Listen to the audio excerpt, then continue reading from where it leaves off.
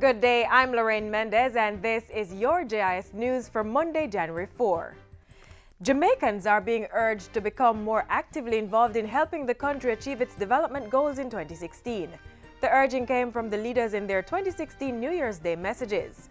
Governor General Sir Patrick Allen stressed that it wasn't good enough to stand aside and lament in despair at the worsening conditions or to criticize individuals who were trying to help. It is so bankrupt to criticize when we can make a difference and be involved in the neighborhoods and communities of this nation.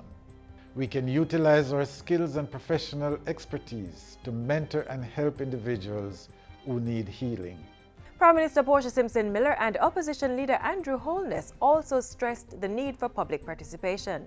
Let this be a year when all Jamaicans unite and work together to achieve our goals of peace, security, and an improved standard of living for all our people.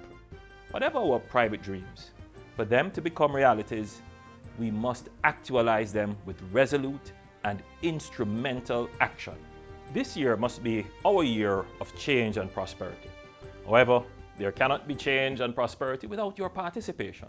In the meantime, the Prime Minister has announced that increased job creation will be a major focus for her government in 2016. Our concerted push for more jobs this year will involve a major expansion in micro, small, and medium-sized enterprises, as well as encouraging more large investments. Mrs. Simpson Miller says attention will also be paid to the continued improvement in the social sector and advancing the ownership society. Jamaica and the rest of CARICOM have called on the World Trade Organization WTO to deliver essential changes within the multilateral trading systems. Foreign Affairs and Foreign Trade Minister Senator A.J. Nicholson, who chairs the CARICOM group, spoke on behalf of the region at the 10th WTO Ministerial Conference held recently in the Kenyan capital of Nairobi. He insisted that differential treatment for developing countries must remain a fundamental pillar of the WTO. He also urged the conference to draw on all progress already achieved to put the Doha Development Agenda, the DDA, back on track. The DDA, which was launched in 2001, stalled as a result of diverging views among WTO members on the further liberalization of trade in key areas. Minister Nicholson called for bold steps to produce promised development outcomes for CARICOM and small and vulnerable economies. Justice Dennis Morrison has been appointed as President of the Court of Appeal. Justice Morrison had been acting in the office since late August when Justice Seymour Panton went off on pre-retirement leave.